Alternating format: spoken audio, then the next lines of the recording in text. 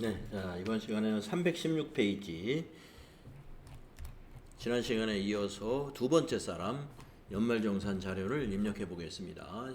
1003번 노현주의 연말정산 자료입니다.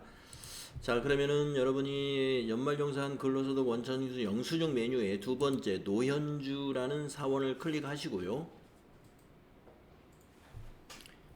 노현주의 소득자료, 그 다음에 소득공제, 그 다음에 세액공제, 정산 명세를 우리가 보고 있습니다.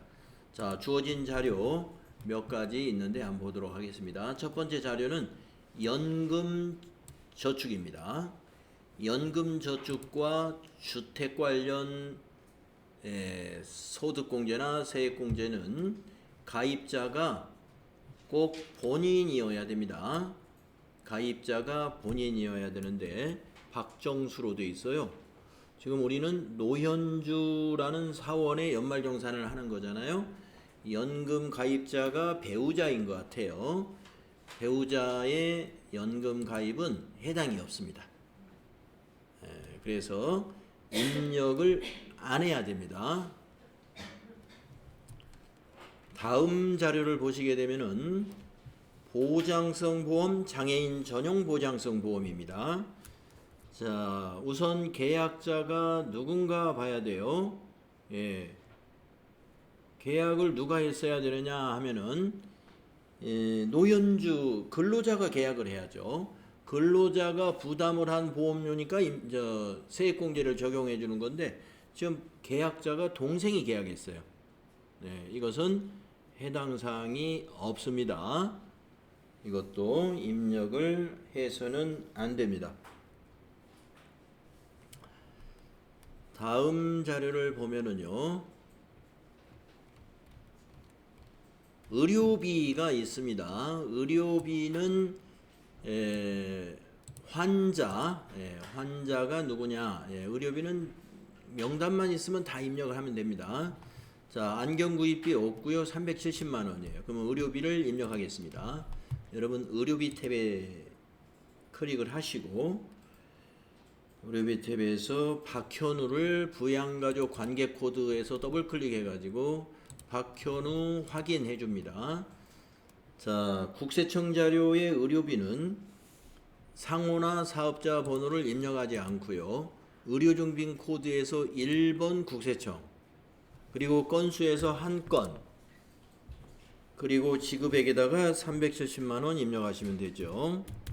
의료비 입력할 때는 안경 구입비만 한도 체크해 주시면 되고, 실손의료보험금 있으면 입력하는데 그 바로 밑에 자료가 있는 것 같아요. 네, 그 바로 밑에 보니까 수익자 박현우, 실손의료보험 국세청 자료입니다. 네, 이 보험회사에서 120만 원을 받았군요. 그러면 여기다가 입력을 해줘야 됩니다. 실손의료보험금 박현우가 120만 원 받은 게 있어요. 박현우 실손의료보험금에 120만 원. 그러면은 의료비 370만 원 지출했지만 120만 원을 뺀 250만 원인가요? 250만 원 지출한 걸로 해서 의료비 세액공제를 적용할 거예요. 네. 저기 보면 본인 등 해당 여부에 여기는 X 쳐져 있는데 박현우는요. 김현철 사원일 때는 그 본인 해당 여부에 두 명 다 X로 돼 있어요. 이게 뭘로 뜻하는 거예요? 본인이 아니다. 본인의 의료비가 아니다라는 거죠. 그러면은 저기 김현철 사원일 때는 김현철 씨 경우는 뭐지? 직계존속인데는 본인 해당 X가 돼야 되는 거예요? 김현철의 의료비요. 네. 본인이 아닌 경우라고 하면. 아, 65세 이상. 아, 65세. 예, 요거는 이제 그 본인하고 우리가 의료비 세액공제가 좀 복잡해지는 게 본인의 의료비하고 직계존속의 의료비가 그 다릅니다. 그 한도를 따로 계산을 하기 때문에 그래요. 예, 그래서 요거는 표시된 대로 그냥 놔두면 돼요. 예, 이 프로그램에서 알아서 우리 부양가족 입력한 자료 그걸 자동으로 가져오기 때문에 요건 이렇게 표시되는 게 맞습니다.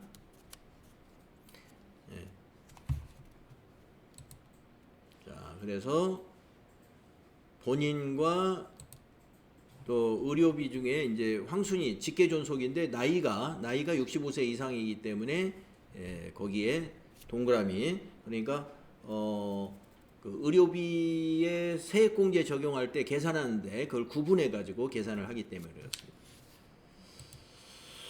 자, 노현주의 의료비에서 박현우 자녀에 대한 의료비 370만 원 입력했고요. 실손의료보험금도 입력했습니다. 다음 자료를 보시겠습니다. 이번에 자료는 교육비 증명서인데 국세청 자료가 아니잖아요. 학원에서 발급한 교육비 납입 증명서입니다.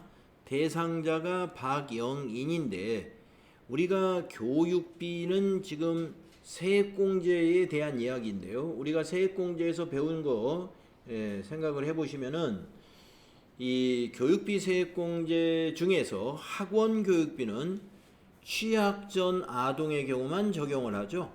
취학전. 그래서 이제 박영인의 여기 지금 생년월일이 안 나와 있어서 들어가서 한번 보겠습니다.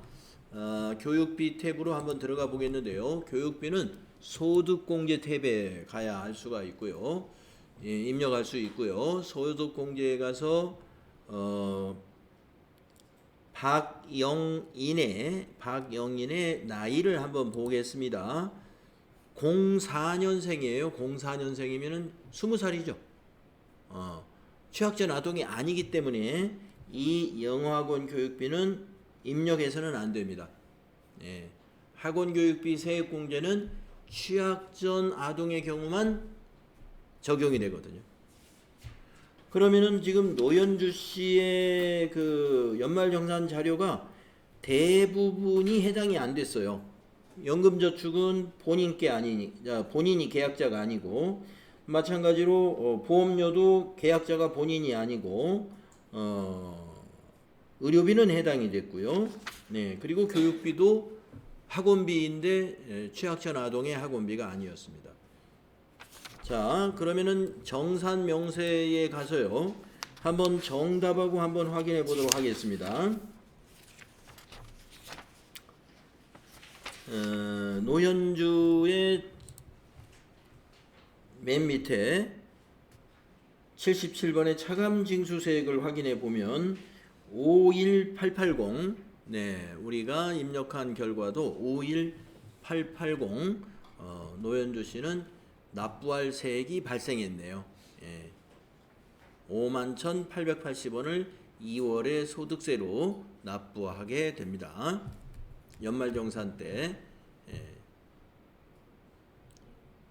이건 연말정산 자료이고 또 2월에 급여 자료가 또 따로 있겠죠. 그거하고 이거를 합산해 가지고 반영을 할 거예요. 이 연말정산이라는 건 지난해 1월부터 12월까지의 소득에 대한 연말정산을 하는 거죠.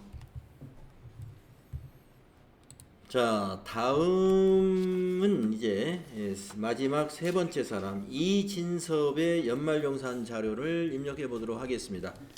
자, 319페이지입니다. 자, 이진섭의 연말정산 자료 첫 번째 자료는 전 근무지 소득 자료입니다. 레드박스라고 하는 회사에서 1월 1일부터 5월 31일까지 근무했고요. 급여가 2,500만원, 상여가 100만원에서 3,500만원의 근로소득이 있었고 아래쪽에 보면은 결정세액 5월달까지 세금 결정된 세액이 있고요. 그 다음에 4대 보험 납부한 5월까지 4대 보험 납부한 내역이 있습니다. 소득 내역과 결정세액 그 다음에 보험료 납부 내역을 입력해 주는 곳이 있어요. 자, 어디다 입력하시느냐 하면은요. 자, 이진섭을 먼저 선택하겠습니다. 이진섭 사원을 클릭하시고 우리가 소득에 관한 사항을 더 추가해 줄 때 소득 명세 탭에다가 추가를 해 줍니다. 자, 소득 명세에다가 추가해 주는 것은 우리가 급여를 그동안 쭉 반영한 것이 여기에 일단 나와 있는데요. 1월부터 5월까지가 비어 있죠. 그래서 이 비어 있는 것은 우리 회사의 입사를 6월에 했기 때문에 비어 있는 것이고, 1월부터 5월에 다른 직장 다니지 않았으면 그냥 이대로 갈 수가 있습니다. 자, 그런데 종전 근무지의 소득 자료를 합산해 가지고 연말정산을 하기로 했어요. 그러면 저 위에 보시면은 종전 근무지 입력이라는 단추가 있습니다. 이걸 누르게 되면은요, 요 엑셀 시트처럼 생긴 거 오른쪽에 열이 하나 만들어집니다. 그렇습니다. 네. 여기에는 개가 있고, 그 다음에 쭉 6, 7, 8, 9, 10, 11까지 있고, 그 다음에 종전일이라는 것이 있고, 그 사이에 연말이라는 것은 또 이거 뭐냐, 시험에는 잘 안 나옵니다만은 연말에 누락된 급여를 입력하는 곳입니다. 누락된 급여라는 것은 원천 징수를 안 한 급여가 나중에 발견됐어요.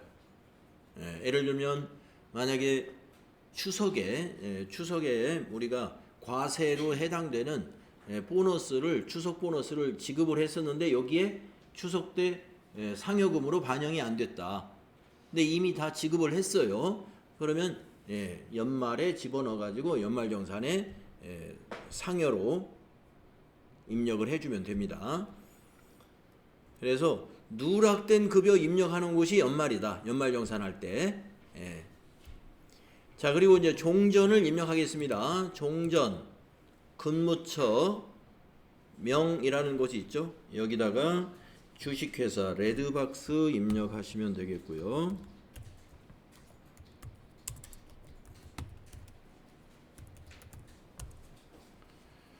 사업자 번호도 거기 있습니다. 1068 24124 급여 25 플러스고요. 상여 1000만원.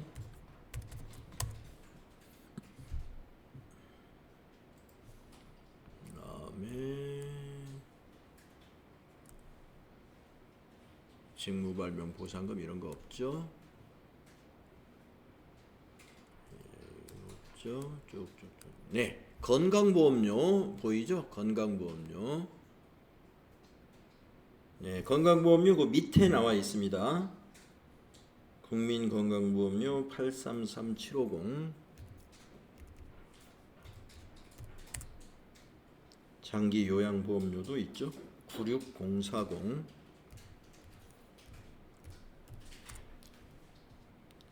국민연금도 있죠? 1093500.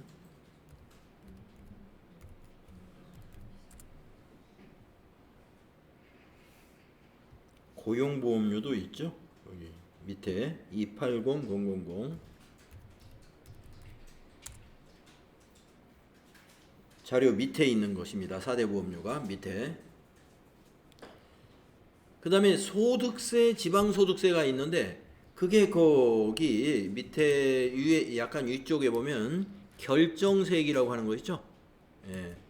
결정세액을 입력해 주는 거예요.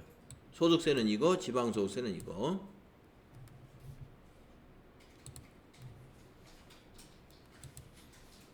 그래서 11 20 506. 그러니까 이게 결정세액이 결국에 종전근무지에서 정산해 가지고 납부한 세금이 결정세액을 납부했던 거예요. 112050.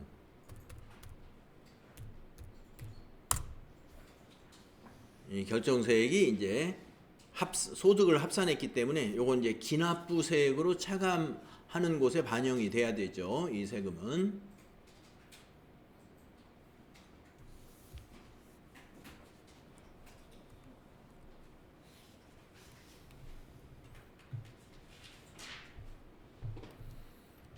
또 있네요. 밑에 근무 시작일, 근무 종료일. 네, 입력해야 되겠네요.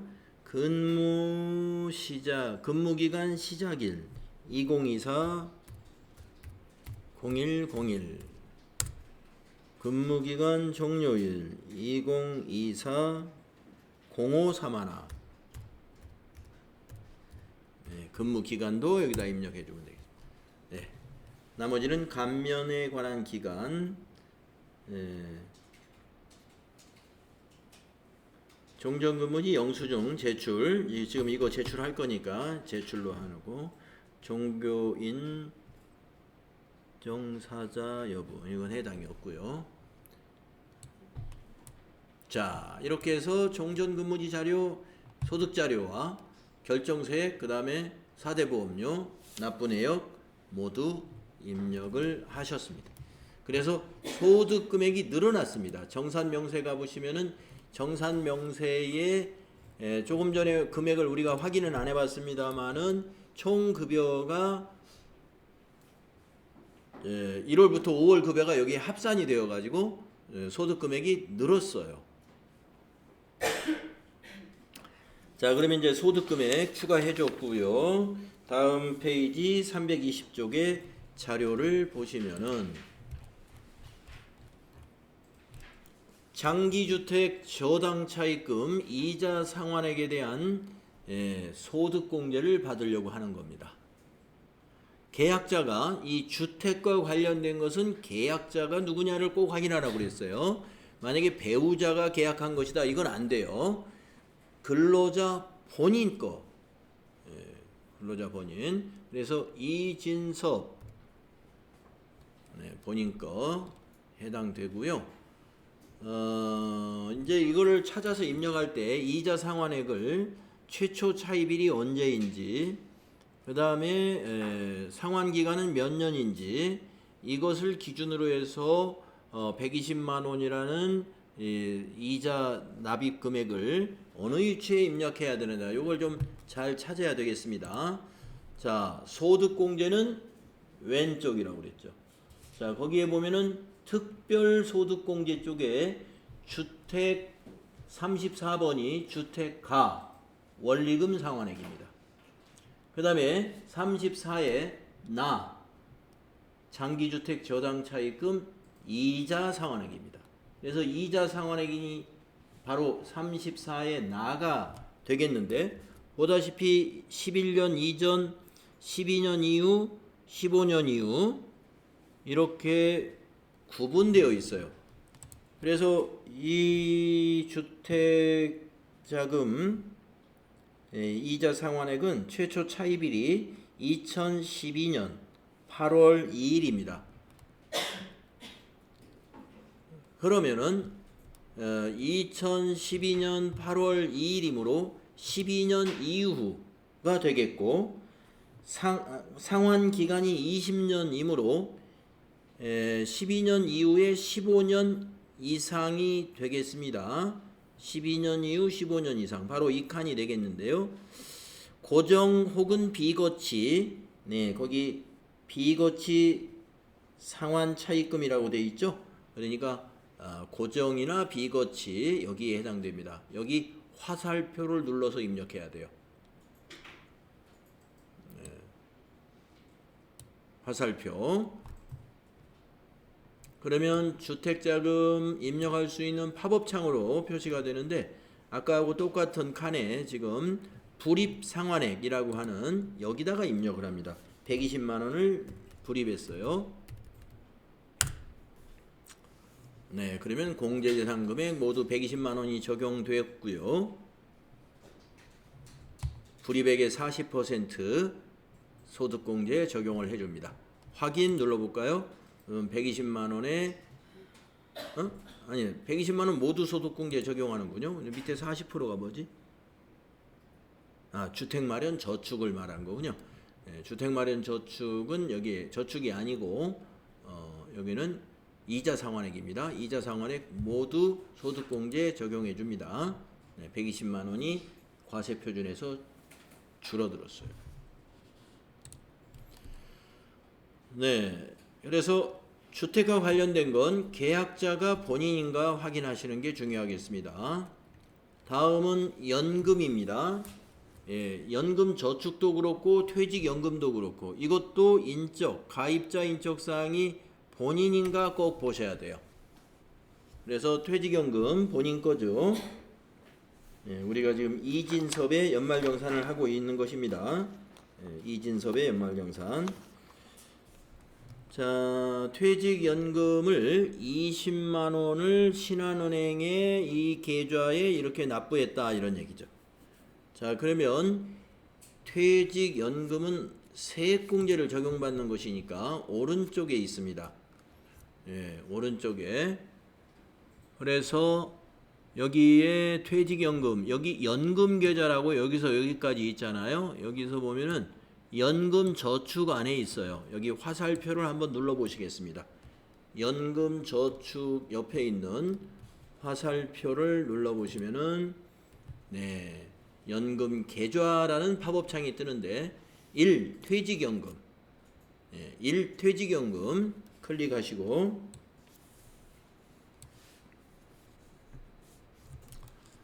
금융사 여기 코드란을 더블 클릭한 다음에 신한은행을 부분 검색에서 검색하시면 돼요. 신한하고 엔터 치시면 신한은행 등록되어 있는 거 있죠? 308번 확인. 계좌번호는 그 자료에 있습니다. 12345네요. 12345에 204578 204578 계좌번호. 그 다음 불입금액은 20만원 불입했네요. 200000 엔터. 네, 그러면은 불입액에 대해서 밑에 요 기준에 의해 가지고 세액공제가 적용이 됩니다. 네, 확인 단추 눌러보시면 20만원의 퇴직연금 불입액에 대해서 3만원 세액공제 적용되겠습니다. 15% 적용받았네요. 다음 자료를 보겠습니다. 자료 네 번째 거는 보장성 보험료 국세청 자료입니다.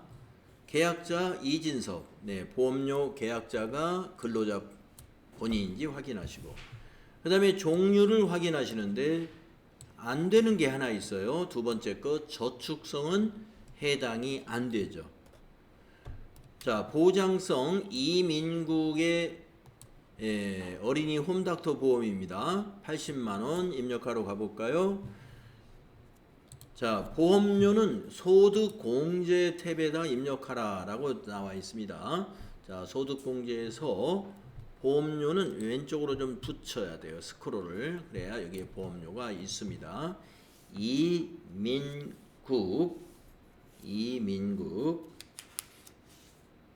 응?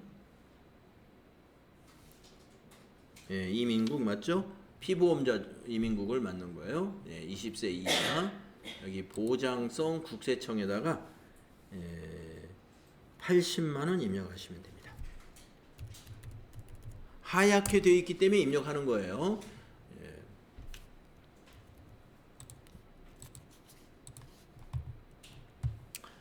그 다음에 다음 자료를 보시겠습니다. 자료 5번을 보시면은 교육비 국세청 자료입니다. 자, 교육비의 이 학생 인적사항의 직계 존속인지 체크해 보셔야 돼요. 이지영 직계 존속이 아니죠. 자, 고등학생입니다. 자녀인 것 같아요. 06년생이니까. 자, 그래서 고등학생의 일반 교육비와 현장 체험 학습비 합쳐서 86만 원이에요. 이걸 각각 나누어서 이 초중고 학생의 교육비는 세 가지로 나누어서 입력해요. 일반, 교복, 그리고 현장 학습비 이렇게 구분해서 입력을 해줄 수 있도록 되어 있습니다. 자, 그러면은 소득공제에서 오른쪽으로 스크롤을 해야 보험료를 지나서 교육비 칸이 있습니다. 교육비 칸에 가셔가지고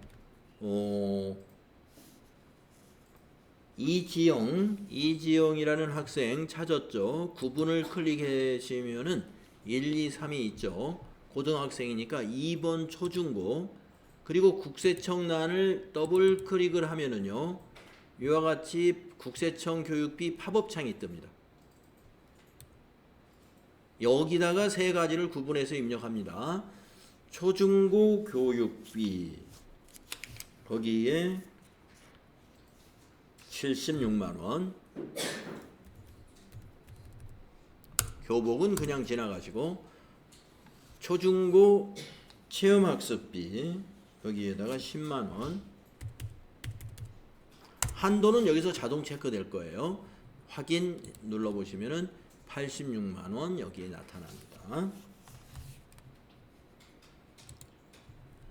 자료 6으로 넘어가 보겠습니다. 다음 페이지에 자료 6이 있는데, 조금 전에 입력한 이지영 학생의 교복 구입비 내역입니다. 국세청 자료이고요. 교복 구입비는 한 학생당 연간 50만 원 이내로 한도가 적용되어야 되는데, 교육비가 교복 구입비가 따로 구분되어 있기 때문에 60만 원을 입력해도 괜찮아요.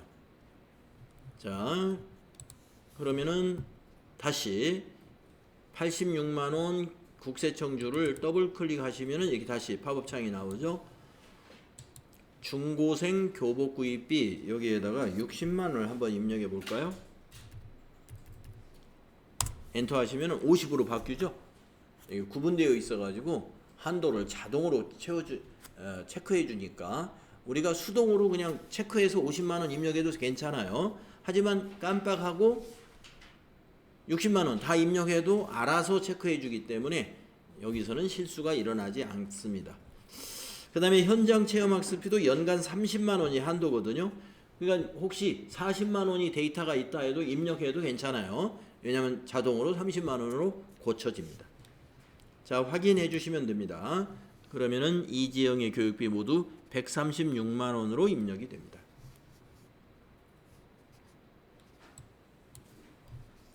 다음 자료 보시면은 자료 7번입니다. 기부금 영수증입니다. 국세청 자료가 아니고 교회에서 발급한 거예요. 기부자가 누구냐? 이진섭 본인이네요. 네. 정치자금의 경우만 본인인가를 판단하시는 거고, 정치자금이 아니라면 소득공제상, 즉 소득이 없으면 다 해당이 됩니다. 소득이 있는가 없는가는 우리가 그 관계 코드 더블 클릭해서 보면 거기서 알 수 있어요. 소득이 있는 사람인지 아닌지. 자, 그러면 여기서는 이제 이진섭 본인의 교회에 기부한 50만 원 되겠는데요. 자, 어디를 가시느냐? 기부금 탭에 가십니다.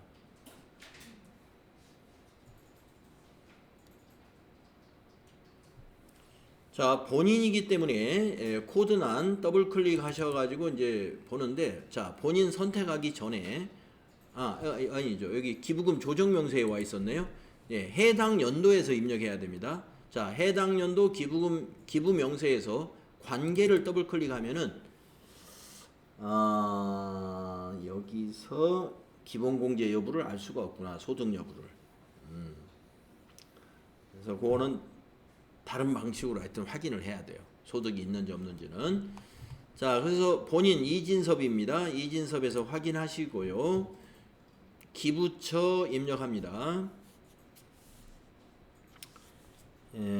사업자 번호가 1068이 99369 하늘교회. 자, 코드란에 왔을 때 밑에 여기 코드를 쉽게 아마 찾을 수 있을 거예요. 종교니까 41번이 되겠죠. 건수는 한 건이고요. 기부 대상 금액은 기부 금액이죠. 50만 원. 국세청이 아니잖아요. 구분란을 0번으로 고쳐야 되겠습니다. 0번은 기타. 금전이니까 금전 그대로 두시면 되겠어요. 예. 그래서 국세청 기부금 자료가 아닐 때는 구분을 기본이 국세청으로 되어 있는데 거기를 기타로 바꿔주신다는 거. 네, 이렇게 하면은 이제 이진섭의 연말정산 자료를 다 입력했습니다.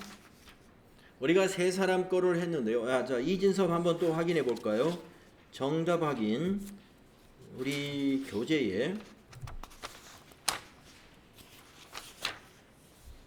332쪽에 있는 이진섭 정산 명세와 우리가 지금 입력한 결과인 정산 명세하고 한번 비교해 볼까요? 기부금 명세 안 하셨는데? 틀리네. 기부금 조정 명세서 그렇죠.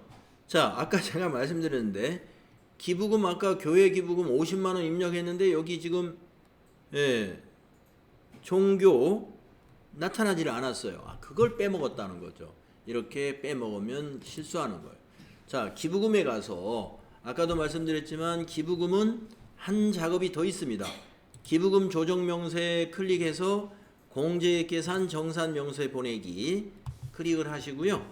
밑에 공제액 정산 명세 반영을 클릭하고 이해해 주는 거. 요거 빼먹을 수가 있어요. 급하게 서두르면 이거 빼먹으니까 여러분 연말정산 문제 하실 때 기부금이 나오면 이 기부금 내가 이거 정산 명세 보내기 해야지. 이거를 잘 챙겨 주시기 바랍니다. 자, 다시 한번 확인해 보죠. 정산 명세에서 마이너스 352170으로 일치하는지 보니까 이제 일치하겠습니다. 마이너스 352170.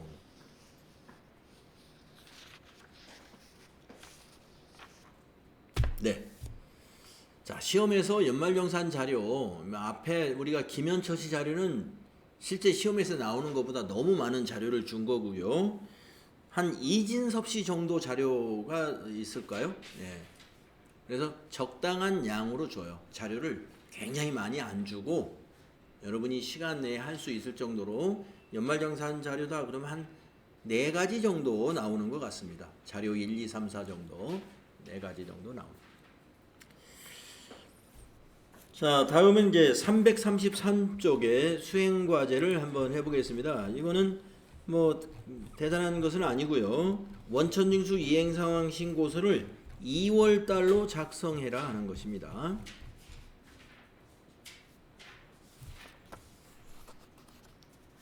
잠깐만요.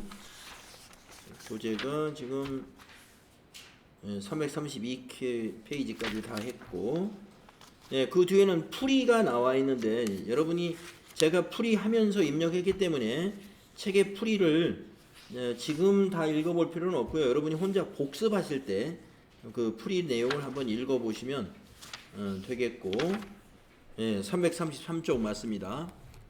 333쪽으로 가셔가지고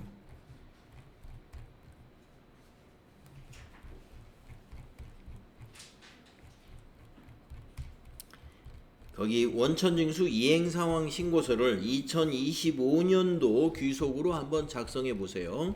거기 결과가 일치하는지 작성해 보시기 바랍니다. 원천징수 이행상황 신고서가 귀속기간 25년 2월, 지급기간도 25년 2월. 왜냐하면 연말정산을 우리가 2월에 하지 않습니까? 연말정산 관련된 것이 원천징수 이행상황에 반영이 되었느냐 하는 것은 2월 달 걸 봐야 알겠죠. 조회를 한번 해보겠습니다. 인사급여에 가셔가지고 원천징수 이행상황 신고서 이거 작성을 말하는 거죠. 클릭하시고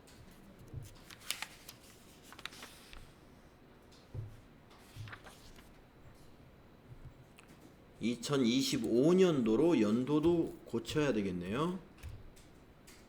2월부터 2025년 2월 2025년 2월부터 2025년 2월 이렇게 귀속기간과 지급기간을 2025년 2월부터 2월로 전부 바꾸시고 정기신고에서 엔터하면 작성이 되겠습니다.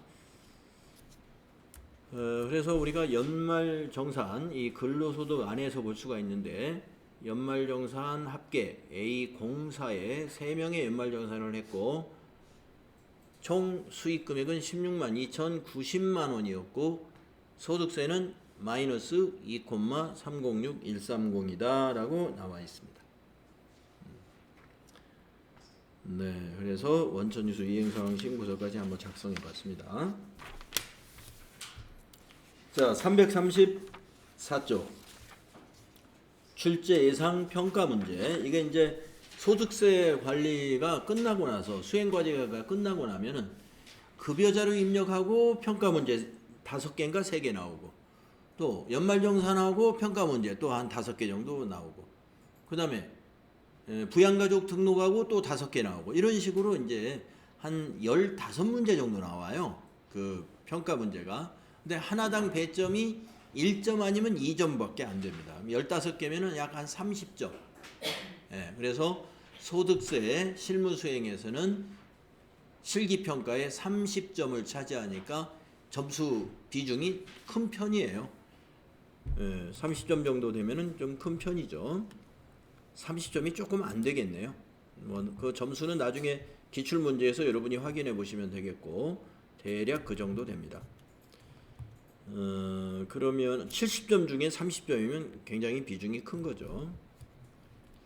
근데 30점이 좀 안 될 것 같아요. 왜냐하면 배점이 1점 아니면 2점이니까. 자, 그러면 한번 해봅시다. 거기 10개가 질문이 있는데 한번 같이 찾아볼까요? 자, 1번 급여자료 입력을 조회해서 수당 항목 중에 차량 보조금 월 비과세 한도 금액은 얼마냐? 이런 문제는 내지 않겠지만 만약에 실제로 차량 보조금 월 비과세 한도 금액을 조회하라 그러면 이런 건 조회할 필요가 없는 거죠. 법률로 정해진 거잖아요. 예. 그래서 답안에다가 200,000, 월 20만 원이 비과세죠. 바로 입력해 주면 됩니다. 그 다음에 2번 급여자료 입력을 조회해서 수당 항목 중 식대 월 비과세 한도 금액은 얼마냐. 이것도 식대의 월 비과세 한도 금액은 법률로 정해진 거예요. 20만 원 이렇게 입력해 주면 됩니다. 다음 3번 급여자료 입력을 조회해서 8월분 급여자료 입력의 전체 사원의 비과세 금액 총 얼마냐. 이것은 조회해야죠. 예. 자, 8월 급여자료 조회를 해야 되겠습니다. 자, 인사급여 가셔가지고요. 급여자료 입력을 조회하는 거예요. 급여자료 입력. 자, 귀속 8월로 하시고 구분은 8월에 1급여였죠. 예, 지급일은 이미 입력이 된 거는 지급일은 자동으로 나타납니다. 자, 질문이 뭐였느냐. 급여자료 입력 전체 사원 걸 보는 것은 이쪽 걸 보는 거예요. 전체 사원. 그 전체 사원의 비과세 비과세 금액은 총 얼마냐. 여기 과세 밑에 비과세 있죠. 전체 사원의 비과세 금액은 150만 원입니다. 요 150만 원을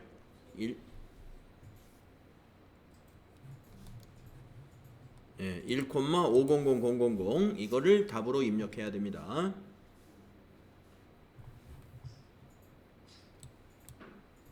다음 4번 보겠습니다. 급여자료 입력 조회에서 8월분 급여 자료 입력의 성동일 중도 퇴사자 정산을 통해 반영되는 차인 지급액, 성동일의 차인 지급액을 질문했을 때는요.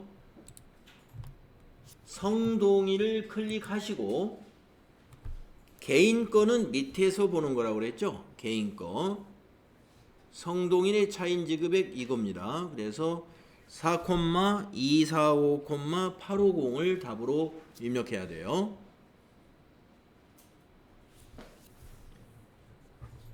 다음에 5번의 질문을 보면은요.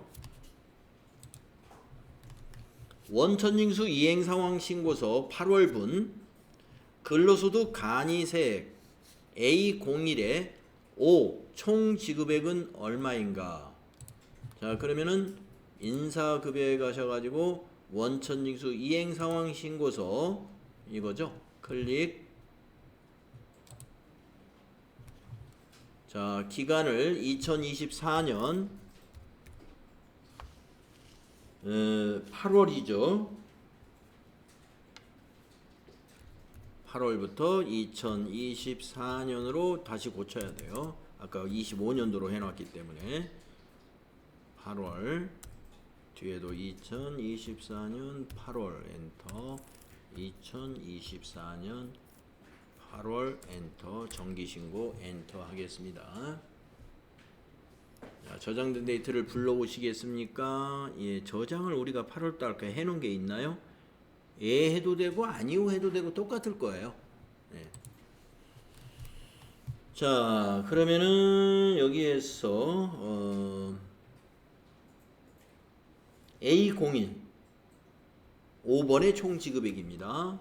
자, A01은 이거죠. 간이세액 5번의 총 지급액 14,800,000. 예, 그게 답이죠. 다음 6번 원천징수 이행상황 신고서 8월분에 18번 조정대상 환급액은 얼마인가 그랬어요. 18번 조정대상 환급액 288910이죠. 288910. 다음 7번 근로소득 원천징수 영수증을 조회해서 김현철의 기본공제 대상 인원수 총 몇 명인가 라고 했습니다. 자, 이 연말정산 근로소득 원천징수 영수증을 말하는 거예요.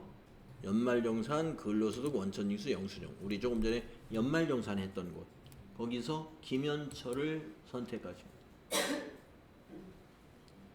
원천징수 이행상황 근로소득 원천징수 영수증 조회하라 그러면은 앞에 연말정산 들어간 거 연말정산 근로소득 원천징수 영수증을 찾으면 됩니다. 자, 김현철을 클릭하시고 이 기본공제는 여기 소득 내역 바로 밑에 있죠. 여기가 기본공제이죠. 그래서 뭐라고 했느냐, 기본공제 대상 인원수 총 몇 명이냐 그랬습니다. 자, 본인 포함해서 배우자 그리고 부양가족이 4명 합치면 6명이죠. 답은 6 되겠습니다.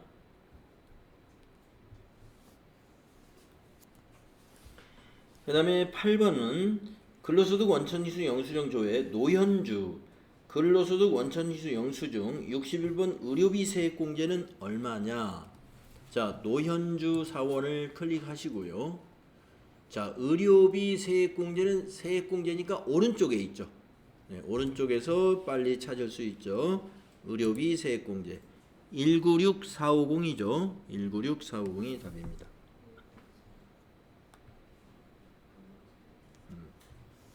다음 9번 볼까요?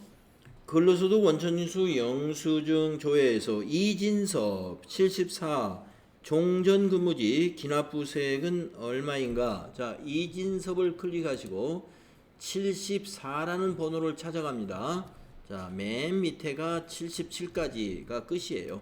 예, 여기에 74가 있죠. 네, 종전근무지 기납부세액에 종전근무지에서 납부한 기납부세액, 예, 여기 있죠. 그래서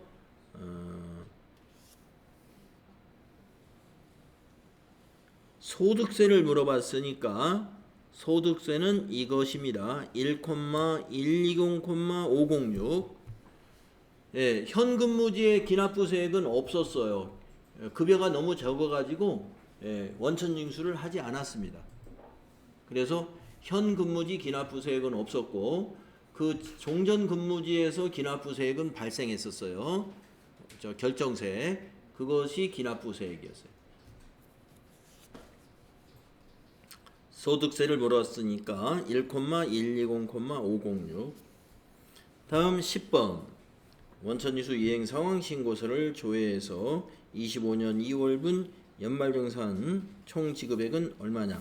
뭐 아까 닫아버렸는데 원천지수 이행 상황 신고서를 다시 2025년도로 2025 2 엔터 2025 2 엔터 2025 2 엔터 2025 2 엔터 엔터 치면 돼요.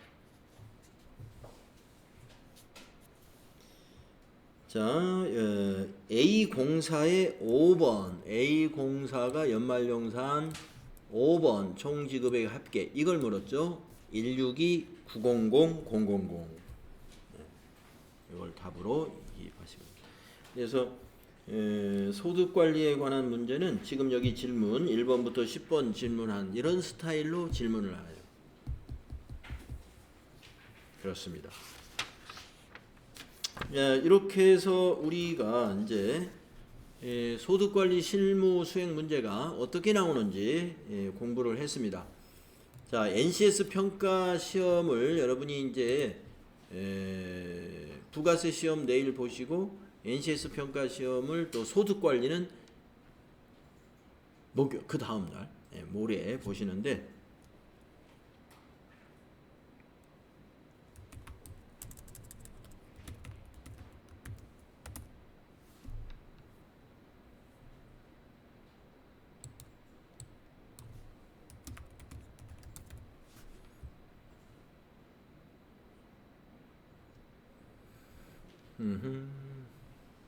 제가 또 출제 힌트를 올려드릴게요. 공지사항에다가.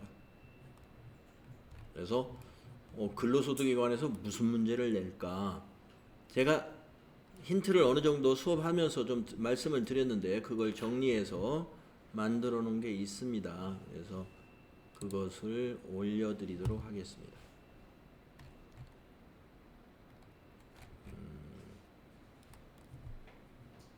근데 방금 한 거 질문이 있는데요. 예예. 문제 중에 네. 4번에 급여 8월분 급여 사료 성동일 중도퇴사자 네. 정산을 통해 반영이 되는 차인 지급액은 네. 그 퇴사를 통해서 반영이 되는 토탈 차인 지급액을 보는 게 아니에요? 그러니까 반영이 되는 반영이 된 거니까 그 무슨 질문을 한 거냐면은 이 성동일 씨의 연말 정산 아니죠. 중도 퇴사자 정산 어제 우리가 이 중도 퇴사자 정산 버튼을 눌러 가지고 중도 퇴사자 정산을 해서 소득세 환급이 발생했거든요. 이것을 반영한 차인 지급액이 얼마냐 이렇게 질문한 거죠. 중도 퇴사자 정산을 한 결과 그 결과에 차인 지급액이 얼마냐. 그 결과가 그 토탈을 보는 게 아니고 성동일 씨를 보는 거예요? 질문이 그게 몇 번 문제였죠? 4번이요. 4번이요. 8월분 급여자료 입력의 성동일 중도 퇴사자 정산을 통해 반영되는 차인 지급액은 얼마인가? 예. 성동일 개인을 물어본 것 같습니다. 만약에 전체 사원을 물었다면 성동일의 중도 퇴사자 정산을 통해 반영한 전체 직원의 차인 지급액은 얼마냐 이렇게 질문을 했을 거라고 봐요. 그냥 차인 지급액이라고 했기 때문에 성동일 개인 거 전체는 여기 이쪽인데 전체를 물어본 것 같진 않아요. 그리고 아까 그 네.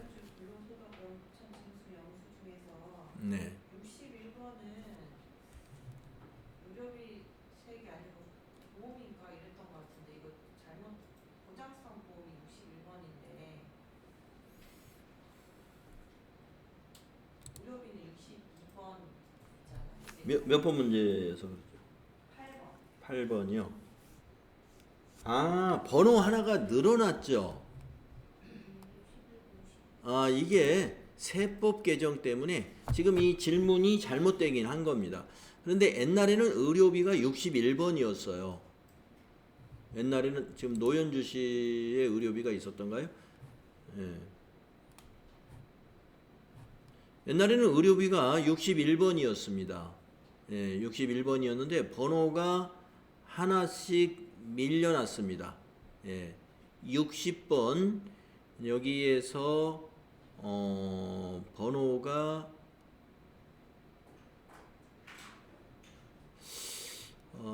ISA 만기시 연금계좌? 아, 이건 60-1로 했네. 예, 61번 보장성 보험. 예, 61번이 보장성 보험이죠. 예, 그러니까 이 번호는 나중에 이 양식에서 늘어난 번호예요. 그래, 지금 요 우리 양식이 맞는 거라고 보시면 되고요. 예, 시험에서는 지금 요 문제에서는 지금 옛날 기준으로 의료비를 61번이라고 잘못 질문한 거예요. 예, 62번으로 질문한 걸로 봐야 되겠습니다.